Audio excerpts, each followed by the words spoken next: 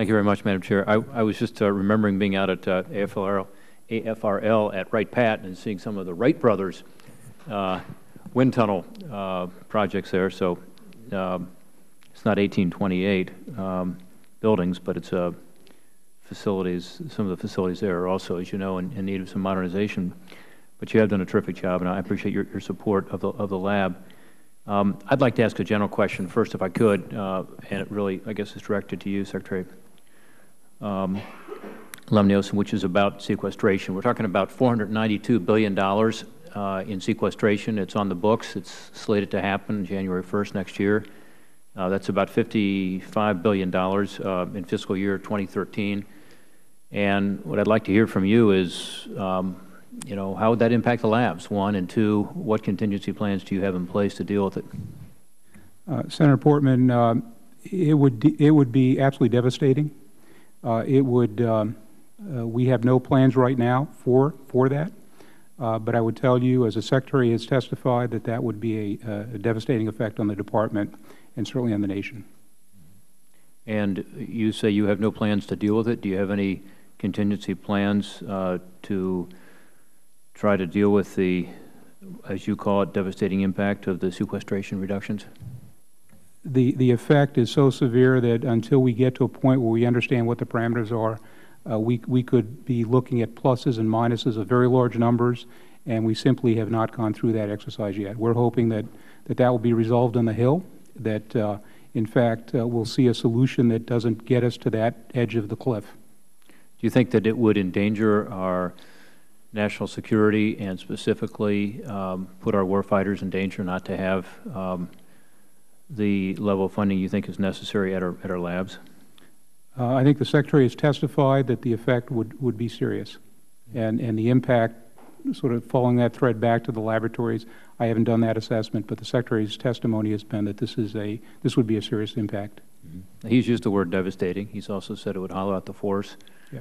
And we'll work with you, as you know, to try to avoid this, but I do think that you ought to make your initial assessment at least and let it be known to this subcommittee and others within the Department so that we can be more effective in making our arguments as to why sequestration would be so damaging to our labs and our research and to the warfighters ultimately. I have to ask about the Defense Rapid Innovation Program. You heard me talk about it a minute ago. $700 million received so far, never been in the Department's core budget. Why haven't you ever asked for funding for it? Do you think it's not important? Do you think it's something that is not on a priority list? Senator, this came to the table at a time when we were collapsing the budget through the Budget Control Act. We had submitted PBR 13 at a time when this came up. It's PBR 12 at a time when this came up. At the same time, we were trying to balance the issues that we had on the table. This was passed in FY11. There's $500 million that was appropriated.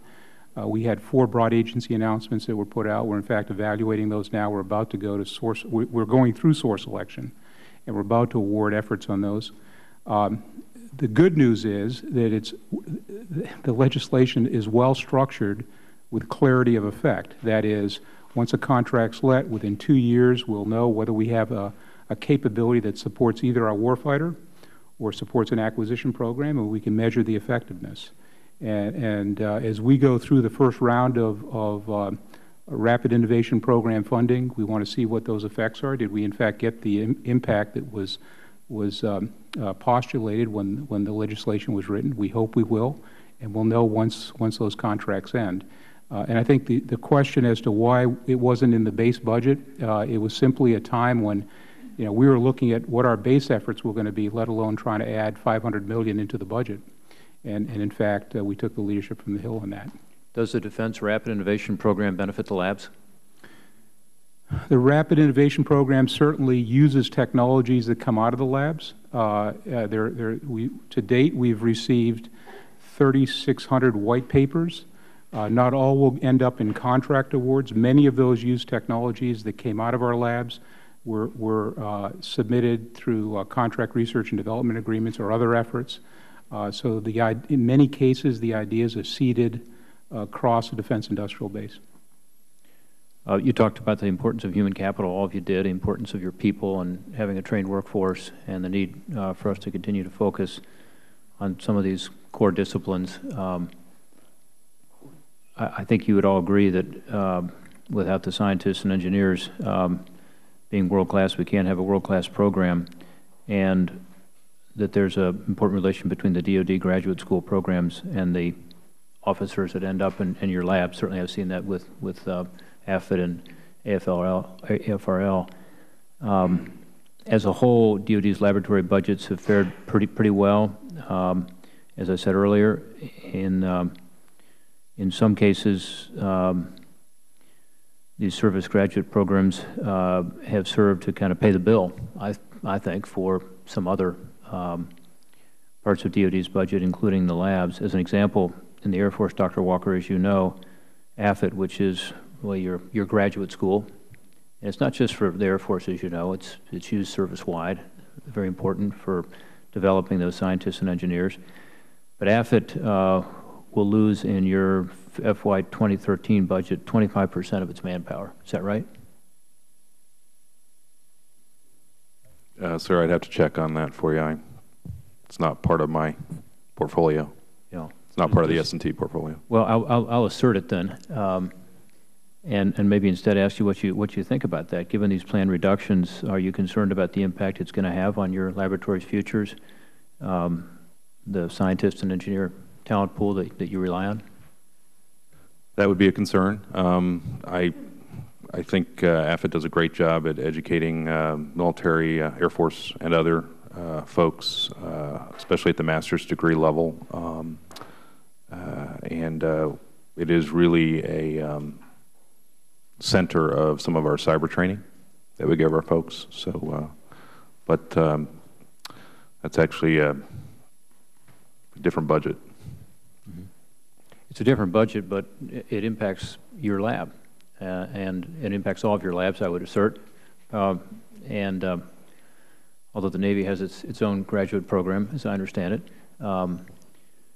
So I would hope that you all would speak up about that and work with us to try to ensure that we're not making decisions that short-term seem to be necessary for budget savings, but longer-term are going to create the very problems you talked about in all of your testimonies, which is having the kind of human capital to have a cutting-edge research program for our warfighters. So we appreciate you giving us whatever input you can on, the impact of that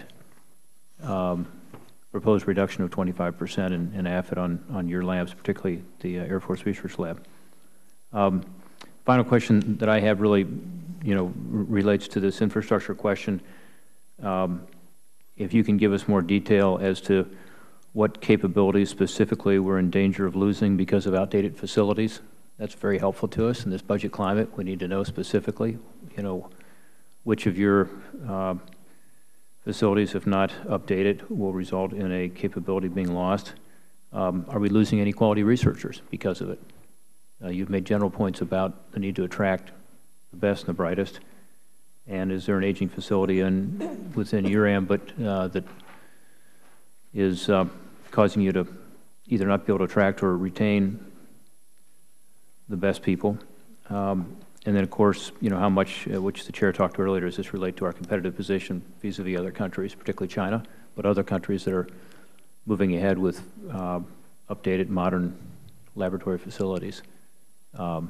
Ms. Lacey, looks like you might have some comments on that right now. We're happy to hear from you now, but also anything specific you can give us would be very helpful.